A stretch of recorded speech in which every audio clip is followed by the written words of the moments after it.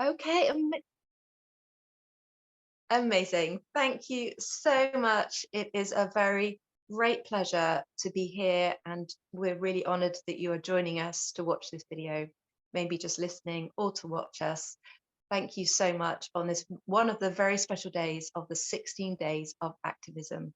The 16 Days of Activism is a campaign created by the UN to support and to diminish gender-based violence. So to support those who have experienced gender-based violence and to create action within this specific time period to make a difference to gender-based violence, which is way bigger, in my opinion, and most people's opinions, than people realize. So very honored to be here. My name is Jo Baldwin. I am patron and one of the trustees of Soul Sisters Empowering People UK. This is a remarkable charity set up in Rochdale in 2020. Our founder is here today. I'm honoured to introduce you to her, and we'll come on to the other members of the panel here today to talk about this important subject. But firstly, thank you so much, Asma Begum, for sorting out this chat today, this panel discussion. And as the founder of Soul Sisters, welcome, and please just introduce Soul Sisters and tell us a little bit about you too. Hi, thanks Jo for that introduction. I'm really grateful for all the ladies that are here. Thank you. So yes, I'm Asma, founder of Soul Sisters, which was founded, as Jo said, in 2020. And it was founded so that it can support and help anyone that's been affected by domestic abuse, and that's anyone. So women, men, children, and when I say anyone, it can be indirectly as well. So those that are family members, friends, work colleagues, neighbors, because everyone that are related to that person that's suffering can get affected by domestic abuse, will be affected, or won't have any idea of how to support that person. And sometimes they can be supported in the wrong way, the wrong things can be said, and we have to be really careful of how dangerous these cases can be, especially at the time when the person that's suffering wants to leave the relationship. That's the most dangerous time. I've just been recently on a training, and they said that in Rochdale there's been 17 homicide cases from these domestic abuse situations, and out of them 2 are current, and that's because the person was decided to leave. Obviously the perpetrator doesn't like to lose their control on that relationship, so unfortunately that happened. So it's really important that this work is done, and one of the pillars that we've got 4 pillars. One of our pillars is supporting anyone that's going through it, or knows anyone that's going through it, or how to safely get out. But then our other pillar is education and awareness. So raising awareness about domestic abuse is not just physical abuse. There's lots of different types of abuse. And then also raising awareness, so letting professionals like the MPs, the police force, solicitors, social workers, doctors understand how to behave towards a person that is reporting the abuse, or letting someone know, or supporting that person that wants to press charges. But also we've got another pillar, which is about being involved in positive legislative changes and policies. So we want to be involved in that, because some of the stats out there are not a true picture of actually what's happening. And then so those are our main pillars that we're working on. And for me, it's really important to get everyone involved, to talk about this, have a discussion. 16 Days of Activism for me isn't just 16 days of activism. For me and for all of us, I'm hoping it's going to be an all year round, all the time activism.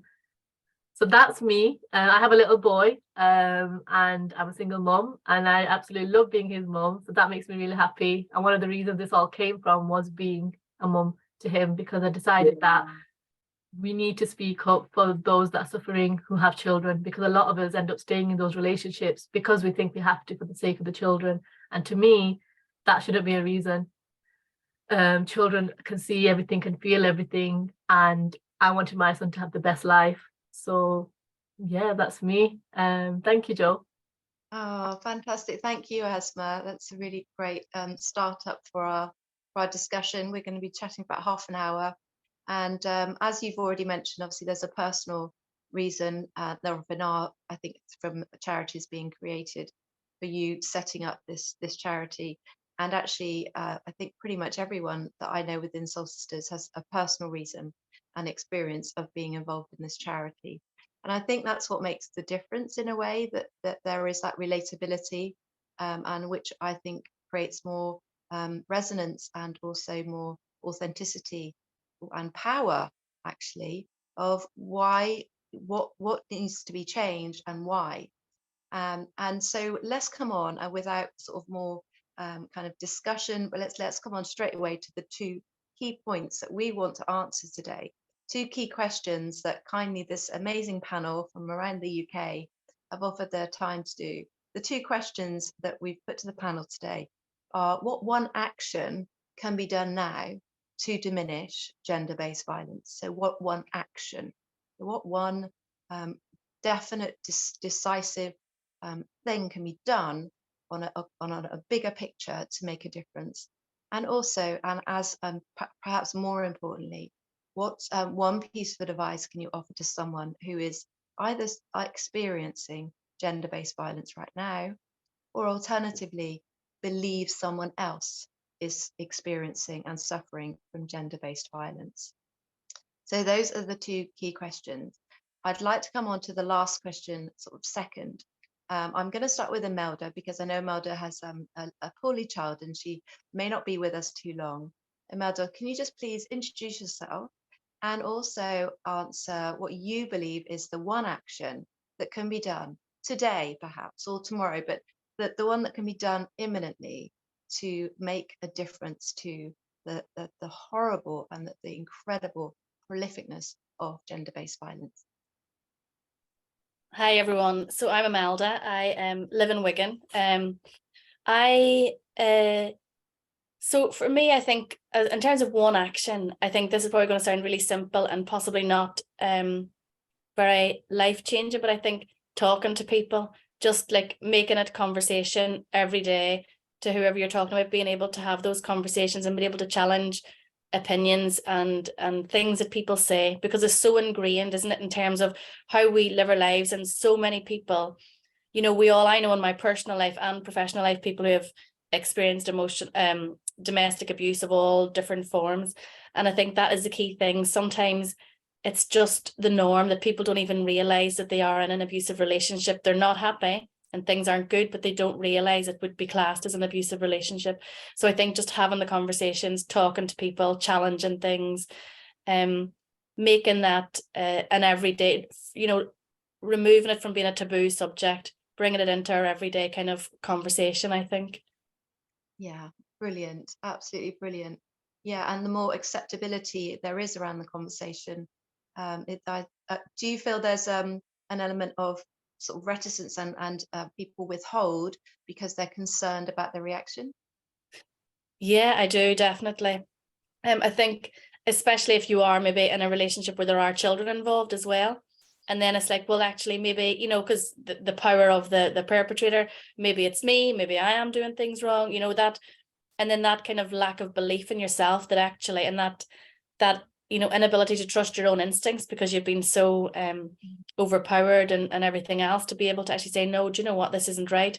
But then with that, actually, well, what can I do? Where can I go? Who is out there to help me? Because I've got this child that I need to go and live somewhere safe, today, tomorrow, whatever. How do I do that? And then sometimes for some people, well, I have no choice but to stay here because I don't have the money to go and rent another accommodation, or I don't know the process of how to get into a refuge and things like that. So I think massively, I think people almost avoid it, because it's like anything that's maybe painful that's going on in our life, we often try to suppress it or avoid it or run away from it and pretend it's not happening, perhaps. So I do, and I just think the more it's talked about and the more commonplace those conversations are, people are able to understand, you know what, yeah, actually that is me, that's happening to me, and there is something I can do about that. Yeah, it sounds like you're sort of hitting on a point that we talk about a lot in our trustee groups, is that actually the acknowledgement of what is happening, and sadly there's a lot of denial that, I think fundamentally there's a lot of people that really, really know deep down that this is wrong and this is not acceptable and they shouldn't be accepting it and allowing it themselves to be in that environment. But actually just really sort of really giving themselves, like you say, that time to talk. Thank you. Imelda, could you just share with us what you get up to and your connection with Soul Sisters? I can. So I run a business called Mindful by Nature, teaching mindful self-compassion. And so through my business, I did a little course for supporting women in business, and met Asma through that, through a lovely group, you know, really supportive around how we can thrive in our businesses as women in this arena. Yeah. Oh, fantastic. It's something Asma and I talk about a lot, is that, you know, all these incredible women and men that come through Soul Sisters, Yeah. actually so many you can see are natural entrepreneurs. I think, you know, if you've got through this kind of situation, there's a fight and a desire to make change, and Yeah. those people can make amazing entrepreneurs. We'll share with our audience the organizations everyone is linked to. So Imelda, thank you so much. I'll let you come off the screen just in case you need to scoot off and see to your little boy. But Thank you. we wish him well. Thank you. I'd love to come on. Ayisatu, are you okay to come on and share with us what you believe? And please share also your connection with Soul Sisters and what you get up to, and answer the question. That'd be amazing. Hello, people. I'll firstly apologize for the background noise, but hopefully my voice overpowers it all. My name is Ayisatu. I run a health coaching organization called Imelda Life, which provides access to health and well-being activities for women, with a particular focus on racially marginalized women. And I know Soul Sisters via the Flourish Together network, wonderful women-focused, women-led organization based in the north of England. As far as a response to the actual question, my thing is sort of like a follow-on from what Imelda said, which is something about not judging when you hear someone share the story with you, and not feeling like you need to actually provide a solution when someone comes to you and sharing their fears and sharing the discussion with you. I feel like there can be a hesitance to reach out for support, because sometimes it's sort of like, how can anyone help me, and what will people think about me? So I would invite people who, if you ever see someone that is going through it and you want to approach them, to try and have a position of non-judgment, and trying to have a position of just listening and not feeling pressured to actually provide a solution more than anything else. I feel like that would make a really big difference for how much people end up opening up about things like this.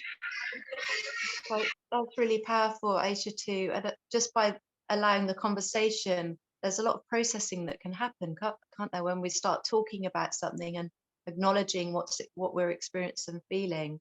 It's amazing how much can change and how much action can be sort of sparked off in that, just having that conversation.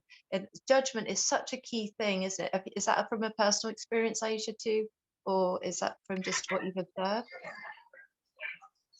It is from my personal experience, because if someone who's gone through more emotional abuse than actual physical abuse, it was a thing where I was very aware of how much people were judging me when I was going through my hard times. It was very evident that things were not all right. And even just having that judgment made it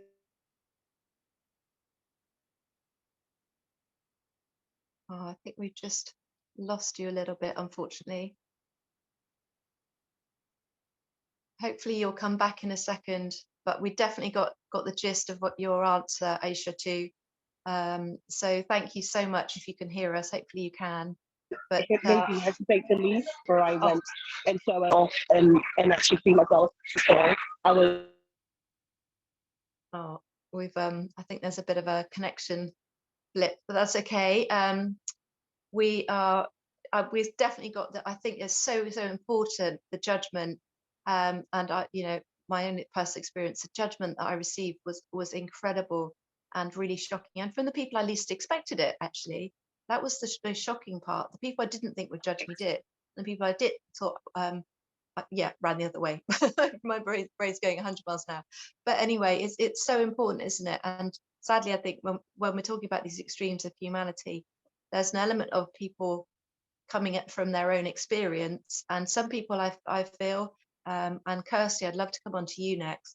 I think there's a lot of people that can't acknowledge the significance of and the trauma attached to this level of abuse and violence, and especially in domestic violence, but gender-based violence. And Kirsty, would you like to share who you are and also what your one action would be to diminish gender-based violence? Yeah, so hi everyone, my name's Kirsty. I also met all these lovely ladies through the Flourish Network, which I joined last year. And my organisation will be launching in January, and it's a community interest company called Yellow Beacon, and I'll be focusing on providing trauma-informed mindfulness and trauma awareness training. So I think for me, the one action kind of leads into what you were just talking about in terms of recognising the trauma that people face, and that's the people that are involved in the actual violence, and also any children that might be there and around it. And it also links into something you were talking about earlier. I think it was Asma was saying, it's, you know, even if the child is aware of what's going on, even if some of that is going on behind closed doors. And so for me, it's about educating the professionals that we come into contact with, as well as just general population, in terms of raising awareness, but understanding the wide impact that has on people that are involved. So I live with complex PTSD, and that comes from early exposure as a child to a whole range of different kind of trauma in a domestic situation, and the impact that that's had on my life is massive, and it's only been in the last couple of years that I actually kind of recognize that that's what I was experiencing. So I think for me it's a big action, it's not a small action, but it's about kind of providing that education. It feeds into what the previous speaker was saying around listening to people. I think it can be really tempting to offer unsolicited advice, and that's not helpful. I think it's really important that we hold space if someone is opening up to us and sharing things with us, and really kind of emphasising that trauma-informed approach. Yeah, absolutely. The latest figures, and please tell me if I'm remembering this wrong, but I think it's one in five of UK adults are actually have experienced trauma as a child, and are severely having difficulties as a result into adulthood because of that trauma, which is it's probably, and that will also obviously be way less than it actually is, because these figures generally are a weak version of the truth. Yeah. So yeah, that's really great work that you're doing, Kirsty. Thank you. Really Thank appreciate you sharing, and a great organisation you're running there. That's amazing. If anyone's listened to this and you want to learn more, then we'll share with you into the feed on the social media platforms, the organisations that are mentioned today, so you can connect with them. We've just had Lucia join us from Dublin, which is amazing. Alice, can I come on to you? We will come on in a second to the one thing we can recommend or offer to anyone suffering from gender-based violence today. But just, I'd love to try and get around everyone to offer their one action that can be taken now, today, or imminently, that would make a difference to gender-based violence, and how significant it is. Alice, hi. Hello, everybody. Thank you, Asma, for inviting me along to talk today. I have never met Asma in person. I have only met her through. Me neither. Again, really? Oh gosh, No, it's the virtual. like I have. Again, through the Flourish Network, which is a brilliant network of people who are really fostering women-led businesses. So I'm from Wigan as well, and I run a little women's safe space called ReMade Wigan. When I was thinking about the one action, I was finding that really, really hard, because I think gender-based violence is so intersectional. It just crosses over with every part of life. I have thought about it from a particularly women's point of view, because it is still the fact, unfortunately, that 1 in 3 women are killed because of gender-based violence globally, and that hasn't really changed in the last 15-20 years that those stats have been around. It's not shifted. I've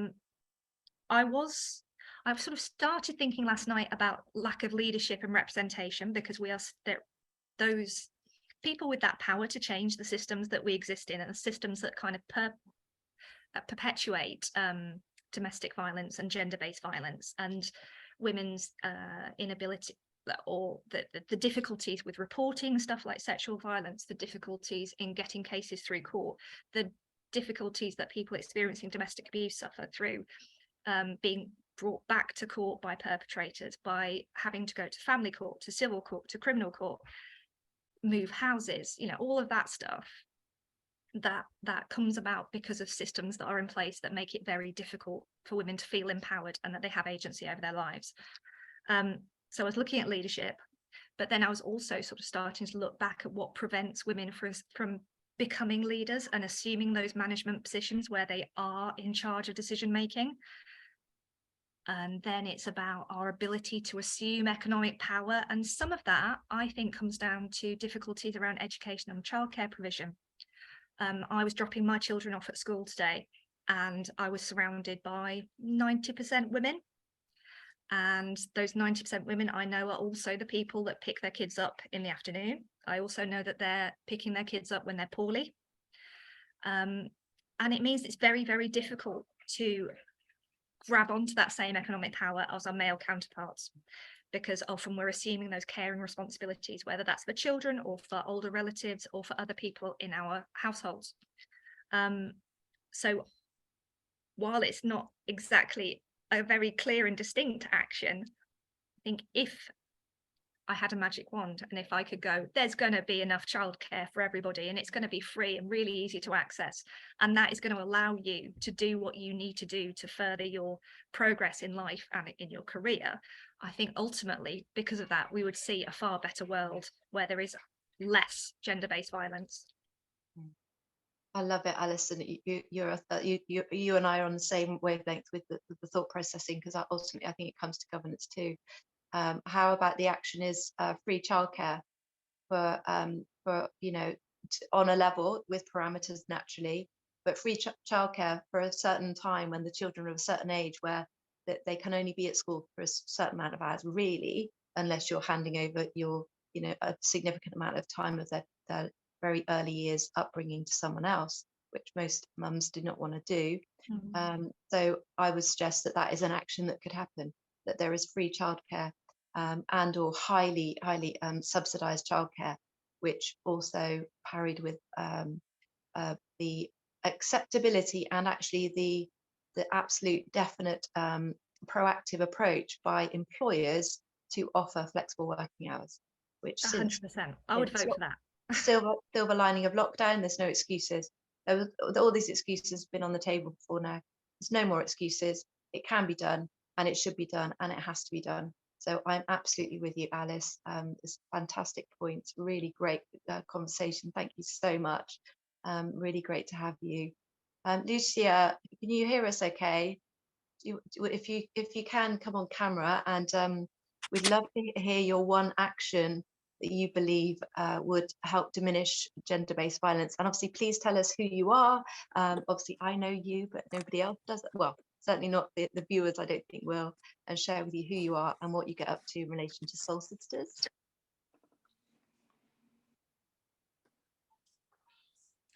Hi, hello everybody.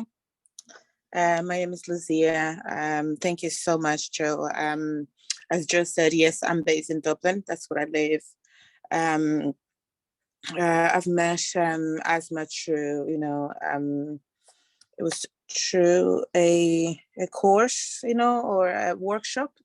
A workshop, and since then I haven't let go. Just because I truly believe and I wear exactly, the vision of Soul Sisters.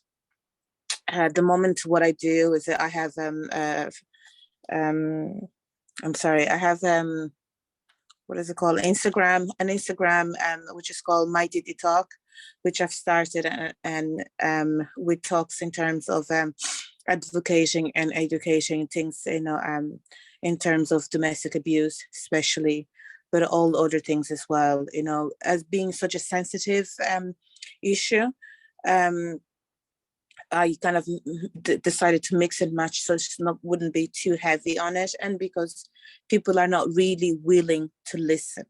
You know, I think the reality is, you know, people are still saying, oh, this is too strong, or this is too heavy in terms. It's not, you know, it's not too strong, it's not too heavy. This has been going for too long. You know, why do women still have to suffer? Why do we, you know, have to feel insecure? Why there has to be violence in the home? You know, so those are the reasons why. And I think what we can, you know, all agree is, from what I could hear, and apologies, I actually, you know, didn't start them, you know, from the beginning, but you know, from what I could hear while you were talking, and Joe and other ladies, is it's really like education. You know, more than anything, it's educating people. It's to me, the one action that has to be done, it is decoding the taboo that, you know, gender-based violence, it's okay. Because, you know, and not only educating women but men as well. I think, you know, making ourselves heard, you know, having, you know, tackling the social media, and not being so cautious as I was in terms of, oh, it's going to be, you know, offending people. It's a little bit outside the box. But I think it is really, you know, being out there, outspoken, tell them, you know, tell people this is not acceptable. UN have their, you know, their recommendation. They have an act on it, you know, because obviously, you know, violates human rights. Every single country, you know, that is, you know, has also law in place in terms of that, but these things are not really you know, are not followed through. You know, let's say it's not criminalized, this act, especially this act against, you know, women-based violence. Because what? Because people are being, you know, put the blame back, you know, not people, women are being put the blame back into them. It is like, it's how you dress, it's how you talk, you know, like, German, what is the, you know, the problem of, you know, of women dressing themselves? Yes, obviously there are certain ways that you should, I truly agree that there's certain, you know, certain way that we dress, and it's very provocative. But you know, should we really just constantly wear, you know, based on, oh my goodness, what if I think a guy, you know, that is going to be looking at me in a certain way, I can't wear miniskirts anymore because a guy is going to be thinking that I'm being provocative, you know, to them. So I think the one action that has to be, it is a bold exposure of that this is not okay, you know, criminalize, you know, in such a way, or vocalizing so this action is criminalized, and making sure that, you know, even, you know, at local, you know, stage, that people are understand that this is not right, you know. And if you see a girl being, you know, being dealt with in the wrong way with the guy, stop a little bit just to find out exactly, is everything okay? Go and talk to them, is everything okay? Like, I worked in a hotel, and it's crazy how many, you know, women especially have to go to a hotel for the night just to hide themselves, you know. And then you have the, you know, the abusers calling the hotel, pretending that, oh, she texted me, she done that, while you know that she came crying, while you know that she came looking for a bit of peace. Like, they can sometimes, they come shaking, they can, like, they can't really speak, you know. And a lot of times we have a certain, you know, like, we have, as a managers, we, like, you know, I have that in a position in a way that I can change, because after midnight we don't tend to get any, you know, any bookings. But when I get to see that, I can't close my eyes, I'm sorry, you know. And I do, you know, give a room as much as I can, because obviously it's not acceptable, because otherwise that woman's either going to go back to the, you know, to the abuser, or it's going to end up on the streets, you know. And if I can do something to help, then that is my way at the moment, that is my action that I do. But I think, you know, definitely it is vocalizing, you know, put out there boldly that this is not acceptable. We need to decriminalize, you know, we need to criminalize these actions, you know. And I think it is, if we have to start locally, we should start locally. If we have to get in touch with the government, you know, other organizations that are, you know, much more powerful in a way to work together, we should do that. You know, if we have to get in touch and knock doors of UN, then we should do that. So that's definitely one of my actions, because yes, we are all education. We are talking about, the more we advocating, we are educating people. Go to schools, go to community places. We are doing that, but it doesn't seem to be shifting anything. It's almost as we are, like imagine a group of ladies holding hands, and that's what we are doing. We are just moving there in that circle. That ball, it's not going outside. So we need to stop not only holding hands, but make sure that we are kicking that ball outside, so people from outside can understand and can hear, this is not acceptable. I don't need to be in my home, and I don't need to go on the streets and see, be fearful of that somebody is going to come and attack me, or somebody's going to be throwing a word out there, that is going to be abusive to me just because I'm a woman. Thanks.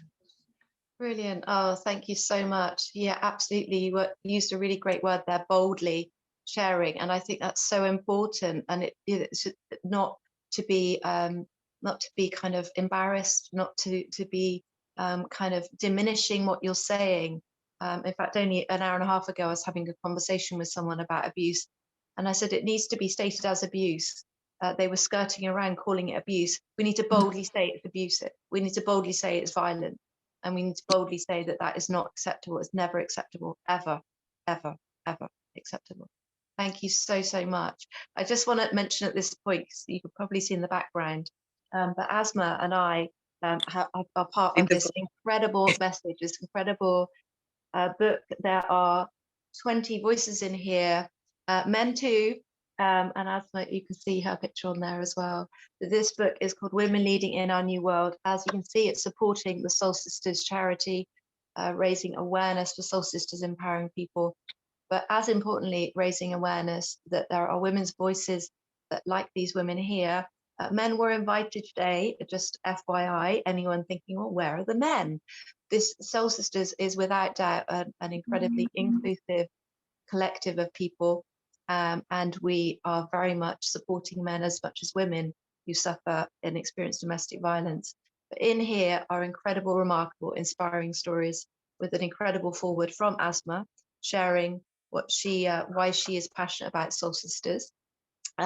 So please dip into this book. It's available on Amazon, and I hope you will be inspired by all the women from around the world, from healers to Hawaiian elders to coaches and to experts. I think my dog's about to bark, so apologise if she does. Hopefully she won't deafen you all. But this is available from Amazon.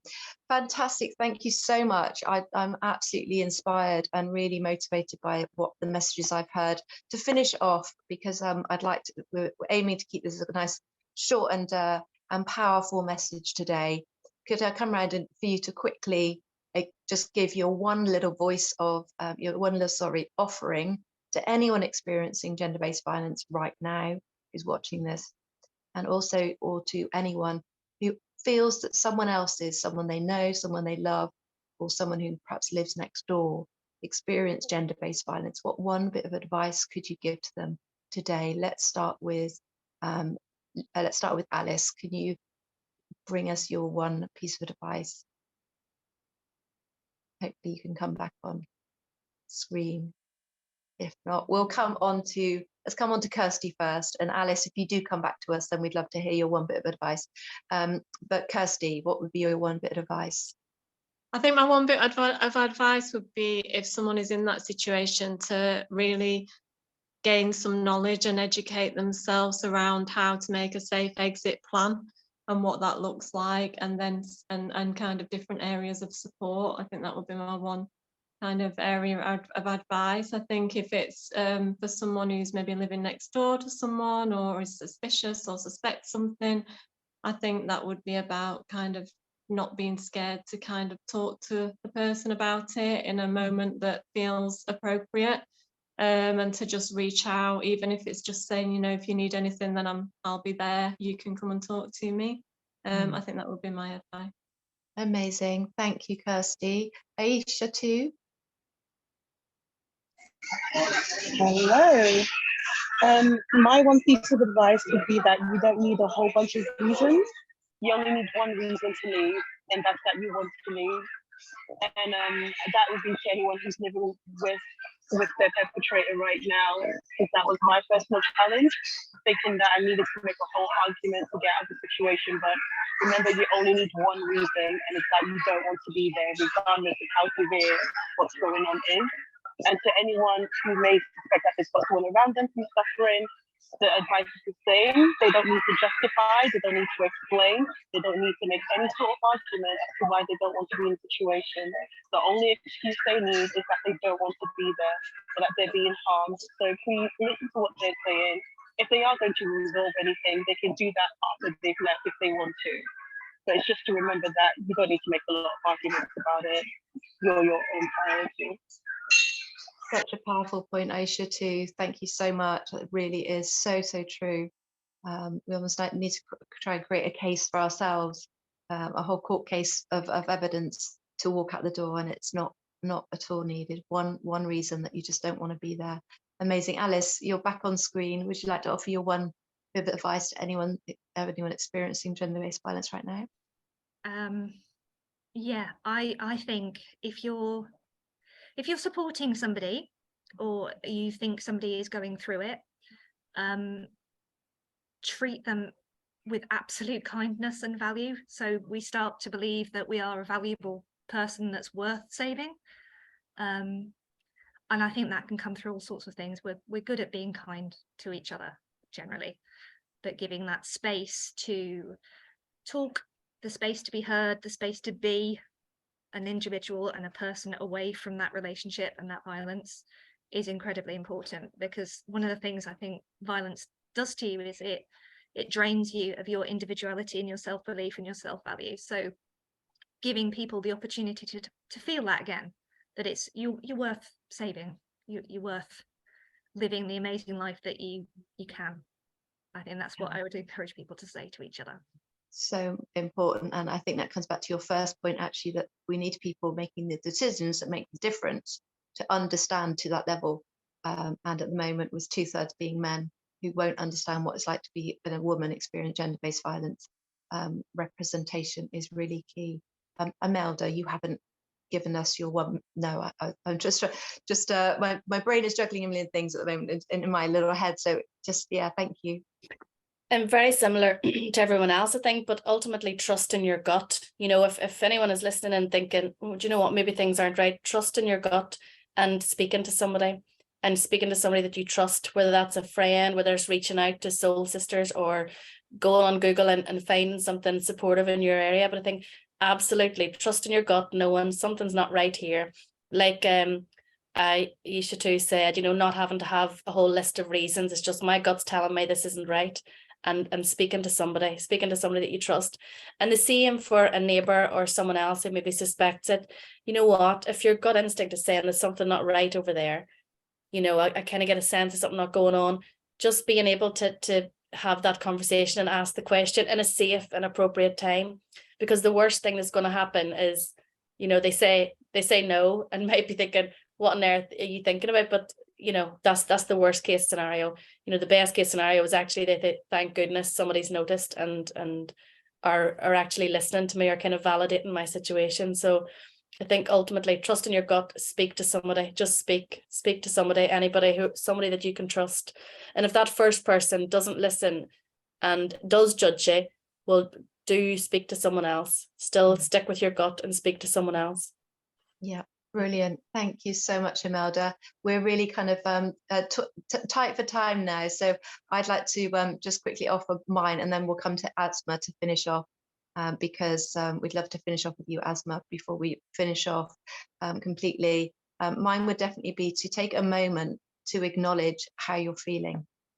That when there's panic and trauma, all of this gets completely activated, and our heart and our center space really gets neglected because we're in fight or flight mode. Because this is what we're talking about here, was if you are in the situation you are experiencing that level of trauma where you are completely in cortisol, you won't be able to acknowledge how you're feeling. So taking a moment to acknowledge how you're feeling and acknowledge yourself in the inner side of you, saying, this is not right, as Ayisatu put brilliantly, this is not right. And I choose differently. And then I would offer to take a really longer time to think about who is the best person to talk to about this, because it often isn't the person we think it would be. So just give yourself a moment to really allow the acknowledgement of who is the right person for me to speak to right now, and to really imagine that conversation and imagine how it might play out. That will allow your intuition to kick in and say, I thought it might be, for example, your mum, but actually it's not. It's going to be your dad or whoever it is, or your friend.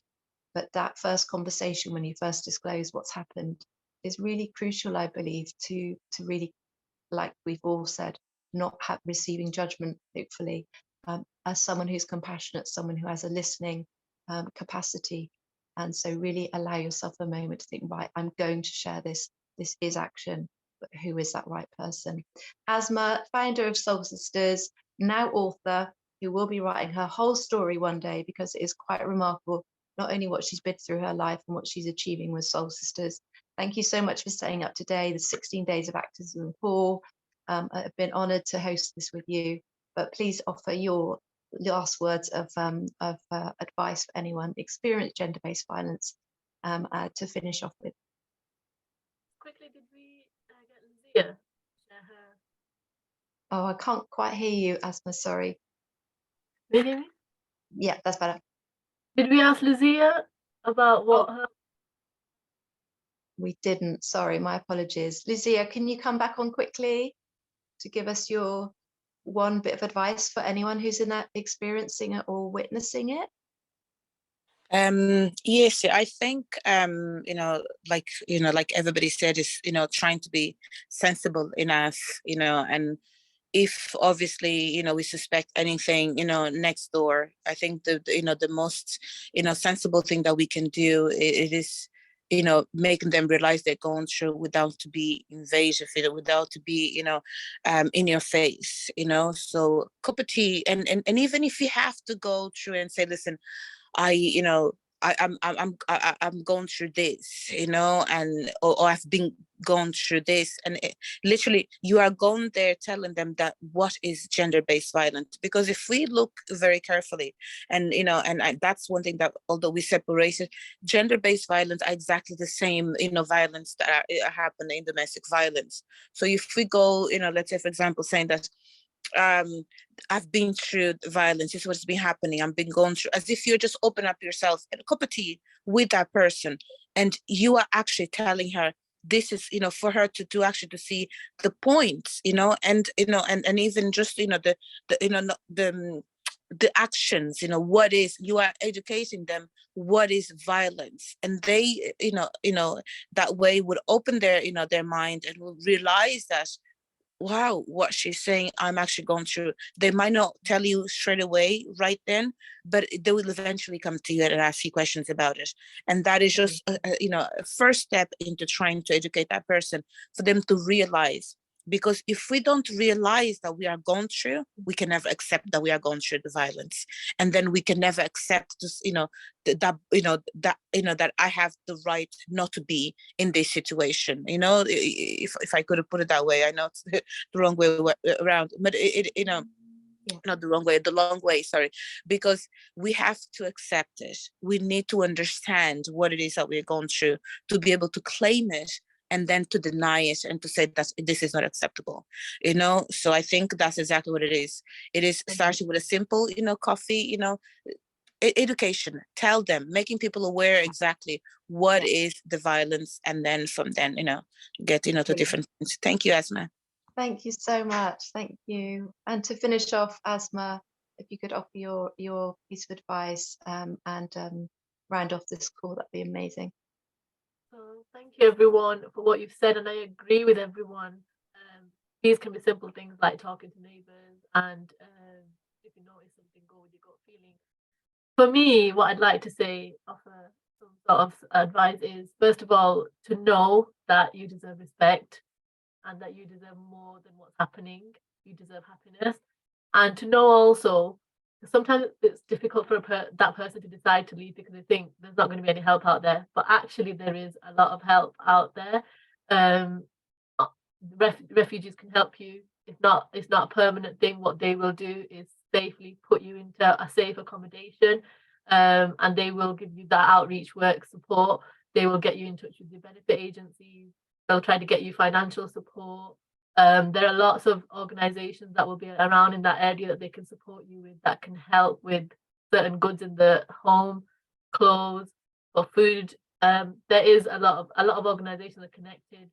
So just to give you that advice, that actually, you know, it is scary to go into a refuge, but sometimes it's actually the safer option.